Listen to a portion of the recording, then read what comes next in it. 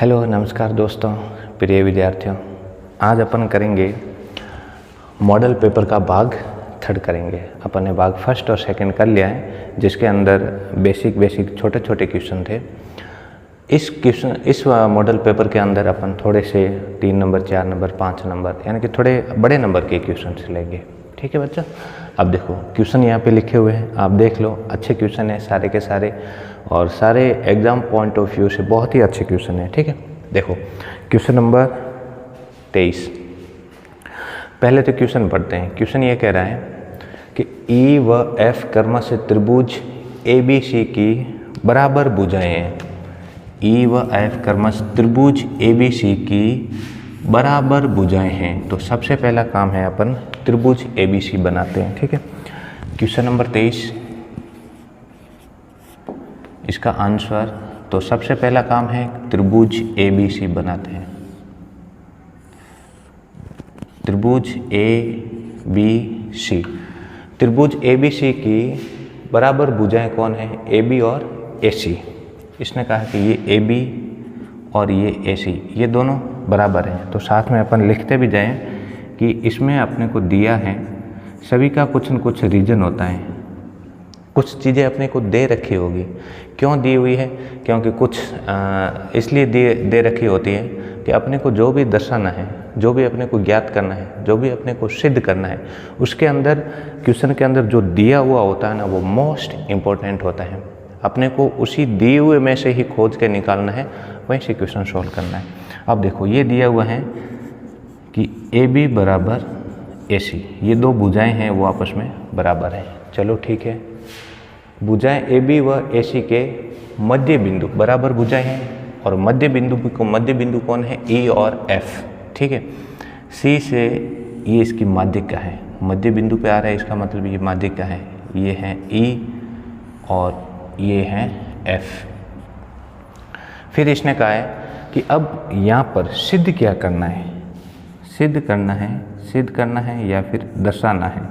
सिद्ध करना है कि BE बराबर है CE, BF, ये वाला BF बराबर है CE। ये भुजा और ये भुजा बराबर करनी है। ठीक है, तो BF बराबर CE, ये अपने को सिद्ध करना है।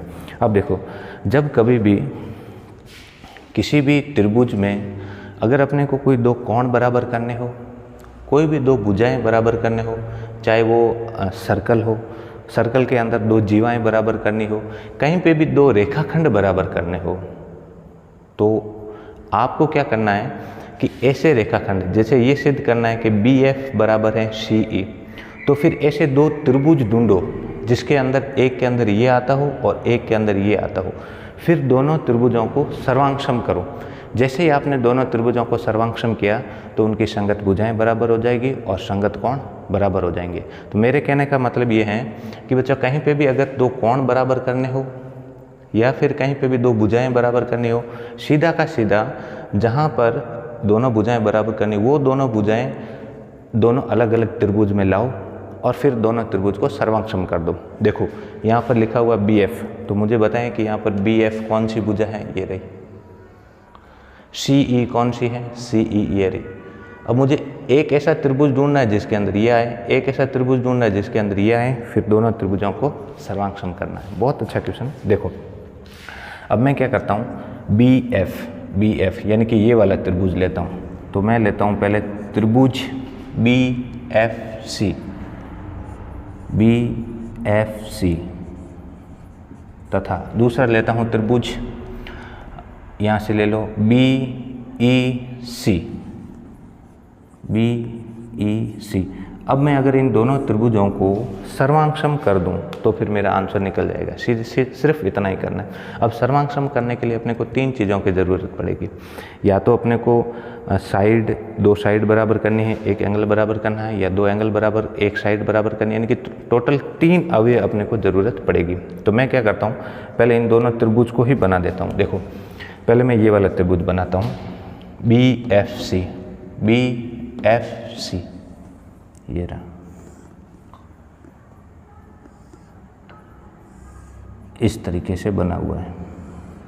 ठीक है, ये है बी, एफ और सी, और फिर ये वाला त्रिभुज है, ये वाला त्रिभुज है, ये बी, सी और ये है ई। इन दोनों त्रिभुजों को मुझे क्या करना है, सर्वांग करना है। तो देखो, अब मैंने ये कहा है कि जो भी आपको दिया हुआ होगा, इस दिए हुए की मदद से ही सारा का सारा क्वेश्चन सॉल्व होता है। प्रत्येक क्वेश्चन के अंदर आप ऐसा करो, जहाँ पे भी कुछ दिया हुआ होता है उस दिए हुए पर ही अटैक करो कि इसने क्यों दे रखा है, तो फिर लगभग 90% क्वेश्चन अपने का वहीं से सॉल्व हो जाता है, जो दे रखा होगा। अपने को सिर्फ आगे जितने भी चैप्टर हैं या बहुत सारे चैप्टर ऐसे होते हैं जिसके अंदर सिर्फ इतना दे रखा है कि ये समांतर चतुर्भुज है, सिद्ध करो कि ये आयत है। अब उसने बोला तो इतना ही है कि भाई ये समांतर चतुर्भुज है, लेकिन समांतर चतुर्भुज की पूरी प्रॉपर्टी आनी चाहिए। अब देखो, इन दोनों त्रिभुज को सर्वांग करने के लिए ये दे रखा है, तो मैं क्या करता हूँ, सबसे पहला काम कि ए बी बराबर ए सी है। तो देखो, ए बी और ए सी बराबर हैं, तो फिर इनके सामने वाले कोण भी क्या हो जाएंगे, बराबर होंगे। तो यहाँ से मैं लिख सकता हूँ कि कोण, देखो ए बी के सामने वाला कोण कौन सा है, सी, ये पूरा कोण है इस ए बी के सामने वाला। ए सी के सामने वाला कोण, ये पूरा कोण है, ये दोनों आपस में बराबर हैं, ठीक है। तो मैं लिख सकता हूँ इस कोण का नाम अगर चाहो ये ऐसे लिख सकता हूँ कि सी बी ई, कोण सी बी ई बराबर हो जाएगा कोण ये वाला कौन सा, B C F, B C F, ये दोनों कोण बराबर हैं। क्यों बराबर हैं, क्योंकि ए बी बराबर ए सी, यानी कि पहला तो अपने पास ये और ये कोण दोनों त्रिभुज के। अब देखो, कोण सी बी ई, कोण सी बी ई ये कोण, और कोण बी सी एफ ये कोण, तो दो कोण तो अपने पास बराबर हो गए, ठीक है। दूसरा कैसे करोगे, दूसरा इसने क्या दे रखा है, ये बी सी जो है ये दोनों त्रिभुज के अंदर आ रही है। देखो, बी सी इसमें भी है और बी सी इसमें भी है, इसलिए मैं क्या कर सकता हूँ, बी सी बराबर बी सी, क्यों बराबर है, क्योंकि ये क्या है, उभयनिष्ठ है, ठीक है।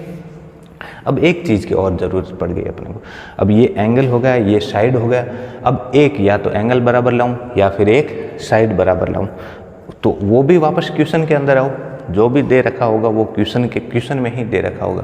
बच्चे क्वेश्चन पढ़ने में बहुत जल्दबाजी करते हैं, सारा का सारा आंसर ही यही होता है, इससे बाहर कुछ नहीं होता है, ठीक है। अब ये एक चीज़ दे रखी थी, ए बी बराबर ए सी, यहाँ से एक कोण बराबर आ गए, ये उभयनिष्ठ अपने को दिख रहा है। एक और ज़रूरत है, तो इधर आओ, देखो यहाँ पर क्या लिखा हुआ है, ई और एफ है वो इसके मध्य बिंदु है। ये जो ई और एफ है इनके मध्य बिंदु हैं, मध्य बिंदु हैं, इसका मतलब क्या हुआ, इधर देखो कि भाई ए बी बराबर हैं ए सी के, ए बी और ए सी बराबर है। ई अगर इसका मध्य बिंदु है तो ये भुजा और ये भुजा, ये टुकड़ा और ये टुकड़ा आपस में बराबर होगा, क्योंकि ए क्या है, इस पूरे का मध्य बिंदु है। इसलिए मैं इसको क्या बोल सकता हूँ कि इस बी ई का 2 गुणा करूँ तो पूरे ए बी के बराबर आ जाएगा, ठीक है। यानी कि जो बी ई है इसका मैं 2 गुणा करूँ तो ये ए बी के बराबर होगा। अब इधर आओ, ए सी, ये इसका मध्य बिंदु है, इसका मतलब ए एफ और एफ सी ये भी आपस में बराबर होगा। तो इसके अंदर मैं एफ सी को एफ सी का डबल ए सी के बराबर लिख सकता हूँ, तो एफ सी का डबल ये मैंने ए सी के बराबर लिख दिया। तो यहाँ से क्या हो जाएगा, 2 से 2 कट गया, तो ये हो जाएगा बी ई बराबर एफ सी। देखो बी ई कहाँ पे है, ये वाली भुजा बी ई, ठीक है, बी ई ये भुजा बराबर है एफ सी के, ये भुजा और ये भुजा बराबर आ गई, ये भुजा उभयनिष्ठ है, और उसके अंदर दूसरा ये एंगल क्या आ जाएगा, ये एंगल बराबर हो जाएगा, ठीक है, बी और सी, बी सी ई ये वाला कोण और सी एफ बी ये वाला कोण, ये दोनों बराबर। तो बताओ इसके अंदर कौन सा नियम लगेगा, साइड साइड एंगल। अतः ये हैं साइड साइड एंगल नियम से सर्वांग सम, और अगर ये सर्वांग सम है तो संगत भुजाएं क्या हो जाएगी, संगत भुजाएं क्या हो जाएगी, बराबर। अगर ये संगत भुजाएं बराबर हैं तो फिर मैं बोल सकता हूँ कि बी एफ बराबर हो जाएगा ई सी ई, अतः बी एफ बराबर सी ई। तो इस क्वेश्चन के अंदर सीखने के लिए अपने इतना ही था। कहीं भी दो भुजाएं बराबर करनी हो, सीधे ऐसे त्रिभुज ढूंढो जिसके अंदर ये आती हो, फिर दोनों त्रिभुज को सर्वांगसम कर दो। ठीक है, नेक्स्ट क्वेश्चन है, रेखाएं पी क्यू व आर एस परस्पर बिंदुओं पर प्रतिच्छेद करती हैं। देखो क्वेश्चन नंबर 24। अगर आपको डायग्राम नहीं दिया है तो आप डायग्राम बनाना सीखें। हालांकि इस क्वेश्चन के अंदर डायग्राम बना हुआ दिया हुआ था, लेकिन फिर भी नहीं दे रखा है, सीधा ऐसे ही क्वेश्चन दे रखा है। इसमें भी मैंने नहीं बनाया, बाद में बनाया। तो आप भी ऐसे बाद में बनाना सीखें, मतलब क्वेश्चन को देखकर उसका डायग्राम बनाना सीखें। इसमें देखो दो रेखाएं पी क्यू और आर एस प्रतिच्छेद करती हैं। ठीक है, ये पी क्यू और ये आर एस, मैं नाम दे देता हूँ। ये पी क्यू है और ये आर एस है। ये दोनों आपस में क्या करती हैं, बिंदु ओ पर प्रतिच्छेद करती है। बिंदु ओ पर प्रतिच्छेद करती है। ठीक है, अब देखो यदि कोण पी ओ आर कौन सा है, पी ओ आर ये वाला कोण, और कौन है आर ओ क्यू ये वाला कोण, इसका अनुपात दिया हुआ है 5:7। 5:7 दिया हुआ है। अपने को सारे कोण बताने हैं, ये वाला कोण और ये वाला कोण बताना है। ठीक है, अब देखो सबसे पहले इसको देखकर तो मुझे ये देखना है कि इसका अनुपात तो दिया हुआ है, इसका मतलब मैं ये कोण और ये कोण ज्ञात कर दूं। ये कोण अगर मैंने ज्ञात कर दिया तो इसके जस्ट सामने वाला शीर्षाभिमुख कोण आपस में बराबर होते हैं। ये कोण ज्ञात कर दिया तो इसके सामने वाला कोण भी इसके बराबर हो जाएगा, दोनों शीर्षाभिमुख है। अब इन दोनों को कैसे ज्ञात करूं? इन दोनों को ज्ञात करने के लिए आपको इसको क्वेश्चन को ध्यान से देखो। इसमें आपको जो पी क्यू दिखाई दे रहा है, मैं इस लाइन पी क्यू को ऐसे करके लिख रहा हूँ। ये रहा पी क्यू, ठीक है, ये पी है और ये क्यू है। इस पी क्यू से एक इधर लाइन जा रही है ऐसे, और ये है आर। अब एक ये कोण और ये कोण, इन दोनों कोणों का अनुपात दिया है अपने को कितना, 5:7। तो मैं इससे ये दोनों कोण निकाल सकता हूँ। देखो आप मुझे बताएं कि जो पी क्यू है, ये दोनों कोण हैं, कोण इसका नाम है ओ, आप ऐसे लिखो, कोण पी ओ आर तथा कोण पी ओ आर और क्यू ओ आर। दोनों कोण कैसे हैं? रैखिक कोण युग्म। रैखिक कोण युग्म मतलब दोनों का योग कितना होना चाहिए, 180। अब ये अनुपात दिया हुआ है, ठीक है। अपने को क्या दिया है, अनुपात, कोणों का अनुपात दिया है 5:7। तो पहले क्या करते हैं, दोनों का योग, तो योग कितना आ गया अपने, 12 आ गया, ठीक है। यहाँ सॉल्व करता हूँ ताकि दिख जाएगा। दोनों का योग आ गया 12। तो इससे पहले जो अपन ने ये जो अनुपात वाले किए हैं, तो दोनों का, इसका भी 12 और इसका भी 12। अब ये 12 में से कितना है, 5वां भाग, और ये है 7वां भाग। अब मुझे बताओ रैखिक कोण युग्म टोटल कितने डिग्री का होता है, 180 डिग्री। तो ये 180 डिग्री और ये भी 180 डिग्री, ठीक है। 12 को अगर इससे आप काटोगे, पहले 3 से काट दो, तो 3 चौक 12, 3 संग 18 और 4 का 60 में 15 बार। 12 का 180 का काटोगे तो कितनी, 15 बार। 15 को 5 से गुणा करोगे तो 15 75, और 15 को 7 से करोगे तो 105 डिग्री। अब मेरे पास ये 75 यानी कि 5:अनुपात 5 वाला, तो ये तो मेरे पास कोण आ गया कितना, 75 डिग्री। और ये वाला कोण है, ये कोण आ गया मेरे पास 105 डिग्री। 2 कोण आ गए, तो फिर मैं बता सकता हूँ कि कोण एस ओ क्यू, ये भी एस ओ क्यू, ये कितना होगा, 75 डिग्री। क्यों होगा, क्योंकि ये शीर्षाभिमुख कोण है, ठीक है। कोण पी ओ एस, कोण पी ओ एस ये कितना होगा, 105 डिग्री।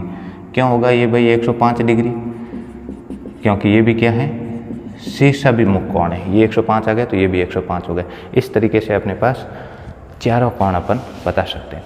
तो इस क्वेश्चन के अंदर सीखने वाला ये था कि बच्चा कैसे भी करके एक रेखिक कोण युग्म, अब इसको देखो, इसको हटा दो, भूल जाओ इस पूरे को, तो ये एक रेखिक कोण बन रहा है ऐसे, ये एक रेखिक कोण युग्म बन रहा है। तो इन दोनों का योग कितना होता है, 180 डिग्री अनुपात दिया हुआ है। तो ये दोनों कोण आते ही फिर ये तो इसके शीर्षाभिमुख कोण ज्ञात कर लेंगे। ठीक है, next question number 25। Question number 25 है, एक त्रिभुज का क्षेत्रफल ज्ञात कीजिए जिसकी दो भुजाएं दे रखी हैं 8 सेंटीमीटर 11 सेंटीमीटर और जिसका परिमाप दिया हुआ है 32 सेंटीमीटर।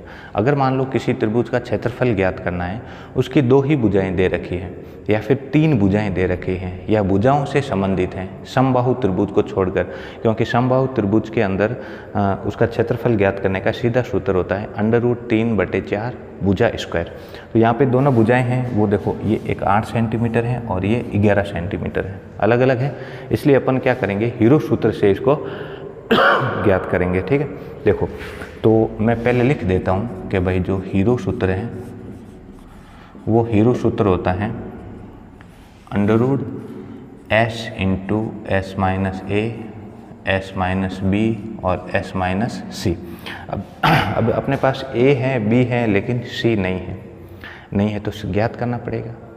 तो ज्ञात कहाँ से करेंगे, जो इसमें दिया हुआ है उसी से ज्ञात करेंगे। क्या दिया हुआ है, इसका परिमाप कितना है, 32 सेंटीमीटर है। तो सबसे पहले लिख दो, दिया है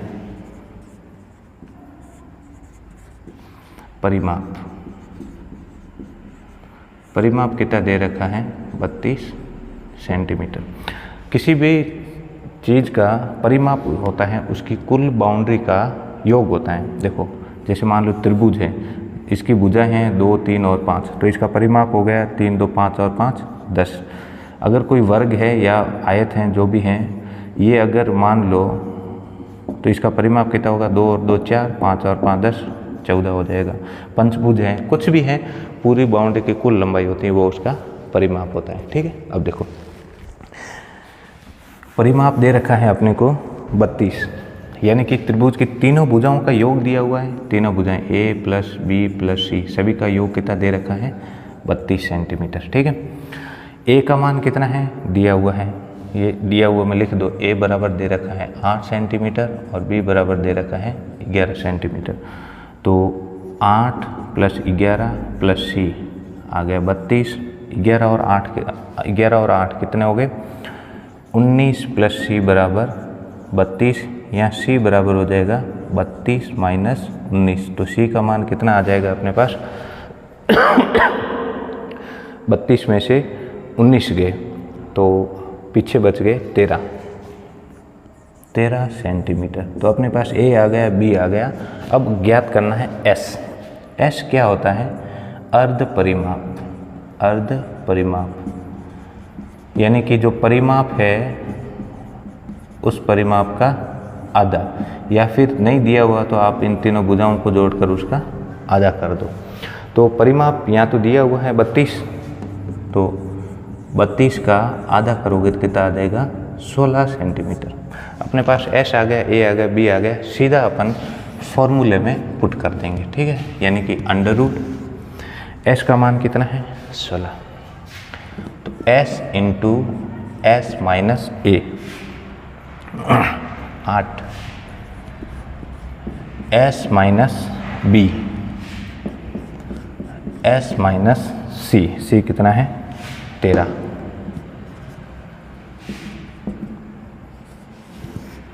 ये तो 16 अपनी जगह पे ही है। अब देखो, 16 में से 8 गए, पीछे बच गए 8, 16 में से 11 गए, पीछे बच गए 5, और 16 में से 13 गए, पीछे बच गए 3। अब अंडर के अंदर सॉल्व करने के लिए अपने को जोड़े बनाने पड़ेंगे। ठीक है, तो कैसे जोड़े बनाएं, इस तरीके से जोड़े बनाएं कि यहाँ पे जो भी आ रहा है वो जोड़ों के रूप में आ जाए। इस तरीके से बनाना है सोच के। देखो, यहाँ पर 8 है, तो मैं इनके कैसे जोड़े बनाऊँ कि या तो कुछ न कुछ 8 आए या 5 आए या 3 आए। तो ये 8 है तो मैं 16 को लिख सकता हूँ 2 × 8। ठीक है, 2 × 8, ये तो 8 अपनी जगह पे हैं, ये 5 अपनी जगह पे हैं, 3 अपनी जगह पे हैं, और मैं किसी को नहीं बना सकता। तो जोड़ा है वो तो आ गया बाहर। अंदर कौन बचा, अंदर बच गया 2, 5 और 3, तो 5 या 15, 15 दूना 30, 8 √30 सेंटीमीटर स्क्वायर, ये इस त्रिभुज का क्षेत्रफल हो जाएगा। ठीक है, बहुत अच्छा क्वेश्चन है। इस तरीके से अपन और भी बहुत सारे क्वेश्चन सॉल्व करेंगे और कुछ दिन बाद में अपन क्लास 10 की एक्सरसाइज फर्स्ट शुरू कर देंगे, जिसके अंदर सबसे पहले इंट्रोडक्शन होगा, उसके बाद सारे एग्जाम्पल्स होंगे, उसके बाद एक्सरसाइज शुरू होगी और फिर क्वेश्चन पेपर होगा। तो एक भी नंबर कटने का कहीं से भी कोई अपन चांस छोड़ेंगे नहीं। ठीक है, क्वेश्चन नंबर 25 करते हैं, सॉरी क्वेश्चन नंबर नेक्स्ट है क्वेश्चन नंबर 26। सिद्ध कीजिए कि वृत्त की बराबर जीवाएं, वृत्त की बराबर जीवाएं केंद्र पर बराबर कोण अंतरित करती हैं। पहले तो इसका डायग्राम कैसे बनाएंगे, देखो सिद्ध करना है कि एक वृत्त है, ठीक है भाई, ये एक वृत्त है, इस वृत्त की बराबर जीवाएं, तो अपन कोई 2 जीवाएं बना लेते हैं और वो बराबर रखते हैं। ठीक है, देखो मैंने एक जीवा ये ले ली, इसका नाम आप दे दो AB जीवा, और एक जीवा और ले लो, कहीं पे भी 2 जीवाएं ले सकते हो, इसका नाम दे दो आप PQ। दोनों जीवाएं बराबर हैं, तो मैं यहाँ से साथ साथ में लिखता जा रहा हूँ कि दिया है मुझे AB बराबर PQ। चलो ठीक है, फिर इसने कहा है केंद्र पर बराबर कोण बनाए, जीवा के द्वारा केंद्र पर बनाया गया कोण, जीवा के द्वारा ये केंद्र है, बराबर जीवाएं हैं तो जीवा के द्वारा जो केंद्र पर कोण बनता है, जीवा के द्वारा जो केंद्र पर कोण बनता है वो बराबर होगा। कब? जब दोनों जीवाएं बराबर हो। अगर क्वेश्चन इसका दूसरा पूछ ले, मतलब उल्टा पूछ ले कि अगर कोई जीवाएं हैं जो केंद्र पर बराबर कोण बना रही है, तो बताओ वो बराबर होगी या नहीं। केंद्र पर बराबर कोण बनाए तो जीवाएं बराबर होगी, जीवाएं बराबर हैं तो केंद्र पर कोण है वो बराबर होंगे। ठीक है, देखो अब इसके केंद्र पर कोण ये वाला, इस जीवा के द्वारा केंद्र पर कोण ये वाला, ये दोनों कोण बराबर सिद्ध करने हैं। अभी जस्ट अपन ने इससे पहले वाला एक क्वेश्चन किया था जिसके अंदर अपने को 2 भुजाएं बराबर करनी थी, तो 2 भुजाएं बराबर करने, इसका मतलब अपन ने ऐसे 2 त्रिभुज ढूंढे जिनके अंदर वो 2 भुजाएं आती हो और फिर उनको सर्वांग कर दिया था। यहाँ पर भी 2 कोण बराबर करने हैं, तो ऐसे 2 त्रिभुज ढूंढो जिसके अंदर वो दोनों कोण आते हो और फिर क्या करो, उन दोनों त्रिभुजों को सर्वांग कर दो, अपना आंसर आ जाएगा। ठीक है, देखो यहाँ पर मुझे क्या करना है कि सिद्ध क्या करना है,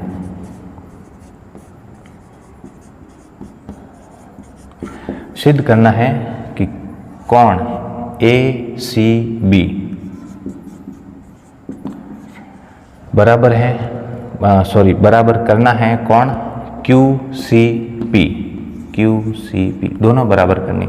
इसलिए मैं कौन कौन से त्रिभुज लूंगा, देखो एक तो मैंने लिया अतः त्रिभुज ABC तथा दूसरा त्रिभुज है QCP।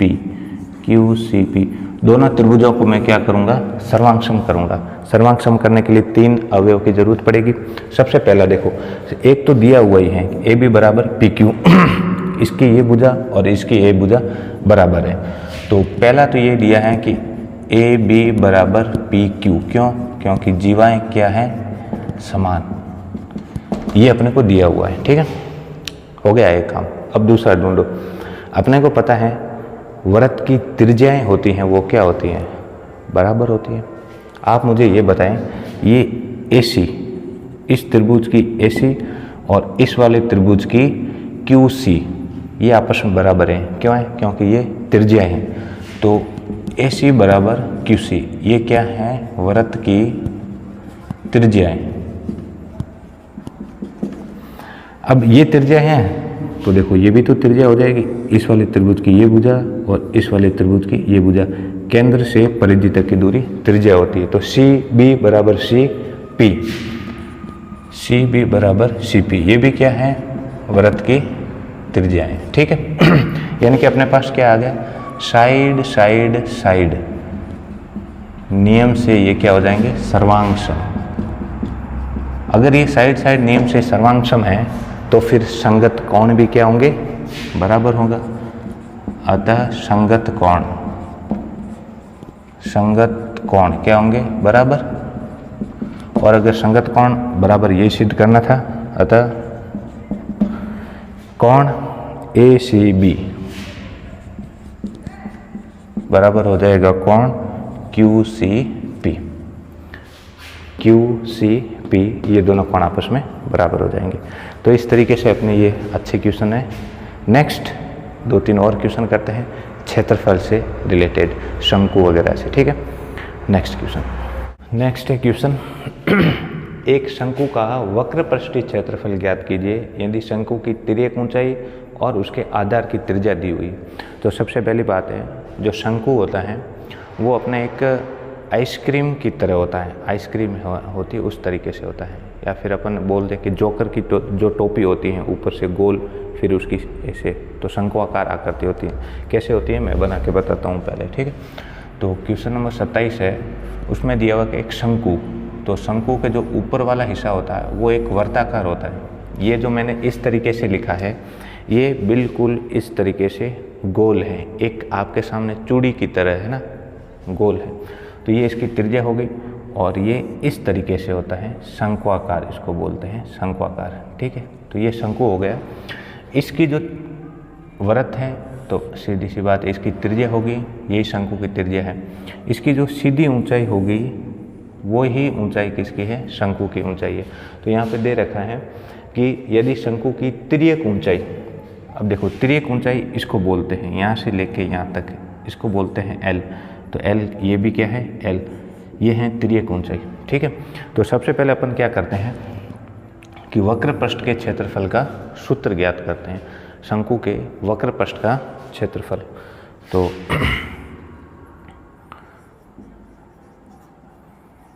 शंकु के वक्र पृष्ठ का क्षेत्रफल ये होता है πr_l। पाई का मान भी दिया हुआ है, पाई का मान पाई रखना है, r का मान कितना दिया हुआ है यहाँ पर दे रखा है। उसकी आधार की त्रिज्या, यदि शंकु की तिर्यक ऊंचाई 10 सेंटीमीटर तथा r की त्रिज्या कितनी है 14 सेंटीमीटर, आधार की त्रिज्या, ये आधार उसको अगर इस तरीके से रखें 14 सेंटीमीटर और l का मान तिर्यक ऊंचाई दे रखी है 10 सेंटीमीटर, ठीक है। फॉर्मूले में रख दो, सबसे सिंपल पाई r इंटू l, तो ये हो जाएगा 140।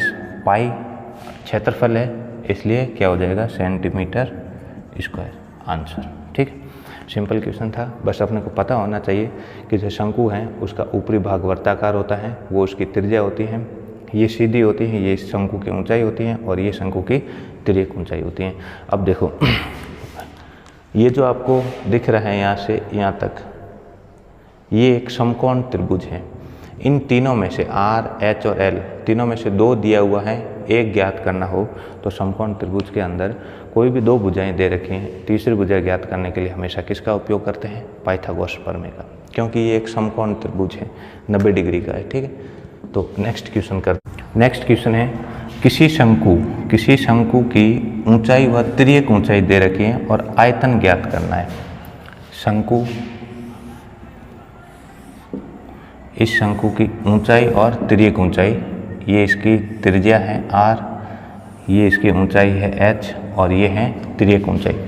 तो जो शंकु का आयतन होता है, शंकु का आयतन, तो शंकु के आयतन का सूत्र होता है पाई r² h/3।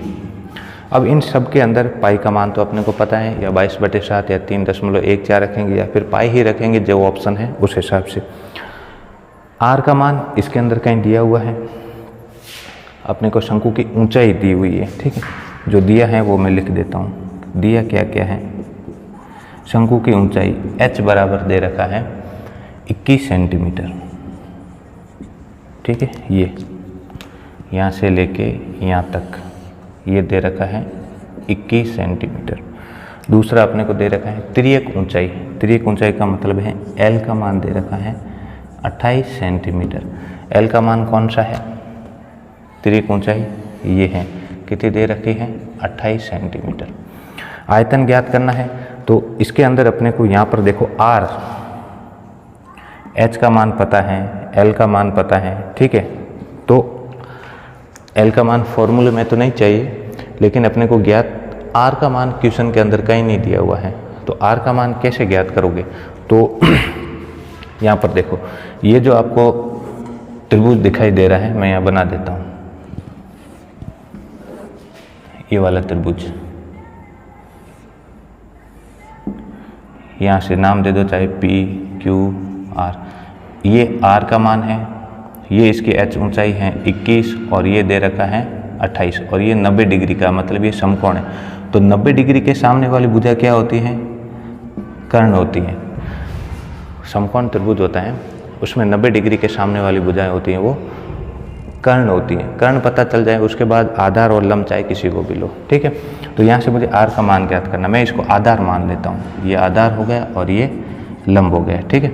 तो कर्ण का स्क्वायर पाइथागोरस प्रमेय लगाओगे, कर्ण का स्क्वायर बराबर लंब का स्क्वायर प्लस आधार का स्क्वायर। आधार तो ज्ञात करना है, तो कर्ण कितना है 28, 28 का स्क्वायर और आधार कितना है, सॉरी कर्ण का स्क्वायर, ये लंब ले लेते हैं, लंब का स्क्वायर कितना है, प्लस का है, इधर आ गया तो माइनस का, और ये किसके बराबर हो जाएगा, आधार का स्क्वायर। जब आप 28 का स्क्वायर करोगे तब आ जाएगा 784।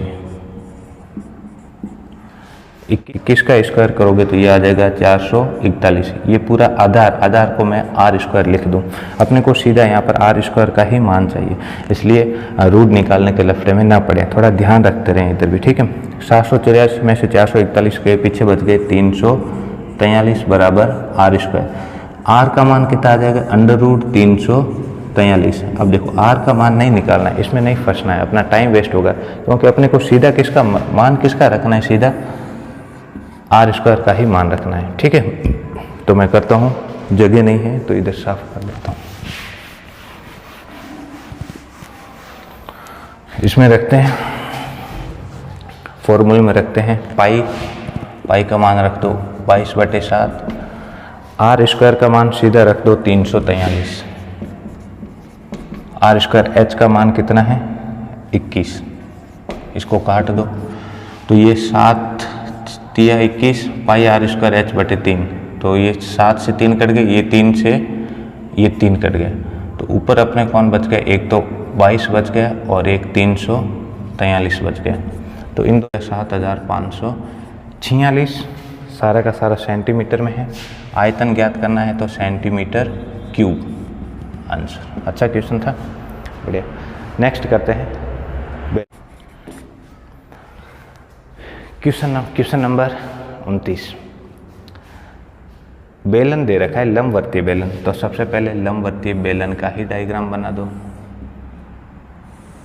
लंबवर्तीय बेलन का मतलब होता है बिल्कुल सीधा है बेलन, ठीक है। ये लंबवर्तीय बेलन, ये यहाँ से यहाँ तक बेलन की त्रिज्या, ये बेलन की ऊंचाई और ये बेलन की त्रिज्या। अभी ऊंचाई दे रखी है 14 सेंटीमीटर, यहाँ से यहाँ तक, h बराबर दे रखा है 14 सेंटीमीटर, ठीक है। बेलन का वक्र पृष्ठ का मतलब इसका सिर्फ बाहर वाला है ना, जैसे मान लो ये बेलनाकार वस्तु है, इसके वक्र पृष्ठ का मतलब इसका पेंदा और ऊपर ढक्कन दोनों को छोड़ना है। तो ढक्कन कैसा है, वर्ताकार, पेंदा भी कैसा है, वर्ताकार, दोनों को छोड़ना है। सिर्फ और सिर्फ पास वाला क्षेत्रफल होता है वो वक्र पृष्ठ का क्षेत्रफल होता है, ठीक है। तो सूत्र में रख दो, बेलन का वक्र पृष्ठ का क्षेत्रफल, बेलन के वक्र पृष्ठ का क्षेत्रफल होता है 2πr/h, ठीक है। अपने को ज्ञात करना है बेलन का व्यास। व्यास कौन सा है बेलन का, ये यहाँ से लेके यहाँ तक पूरा, यानी कि r और r 2r के बराबर है ना, सिद्ध करना है व्यास। d बराबर कितना है 2r, तो अपने पास अगर त्रिज्या आ जाए तो उसका डबल करते हैं व्यास आ जाएगा। तो त्रिज्या ज्ञात करने के लिए दे रखा है कि भाई इसका वक्र पृष्ठीय क्षेत्रफल कितना है 88 सेंटीमीटर स्क्वायर। तो ये जो 88 सेंटीमीटर है इसको मैं क्या लिख दूँ 2πr/h, यहाँ से r बराबर कितना हो जाएगा, ये 2π और h 2πh गुणा में आ गया। अब देखो आगे सॉल्व करते हैं। 88, 2π का मान 22/7, 2πr सॉरी r तो इधर ज्ञात करना, 2πh, h का मान कितना है 14, काट लो, 7 एकम 7, 7 दूनी 14, 22 एकम 22, 22 चौके 88, 2 एकम 2, 2 दूनी 4 और ये 2 से 2 कट गए, कितना आ गया 1 सेंटीमीटर। r का मान आ गया 1 सेंटीमीटर, तो व्यास कितना हो जाएगा 2 सेंटीमीटर आंसर। तो इस तरीके से बच्चों अभी जो अपने एग्ज़ाम्स आने वाले हैं उसमें लगभग मैंने इन तीनों वीडियो के अंदर बेसिक से लेके अच्छे क्वेश्चन तक सॉल्व करवा दिए, ठीक है। तो बढ़िया अच्छे से मेहनत करें। आगे अपन क्लास 10th की मैथ्स और साइंस दोनों शुरू करेंगे। पहले अपन मैथ्स करेंगे फिर साइंस करेंगे, बढ़िया आराम से एक एक पॉइंट समझते हुए करेंगे। थैंक यू, तब तक के लिए धन्यवाद।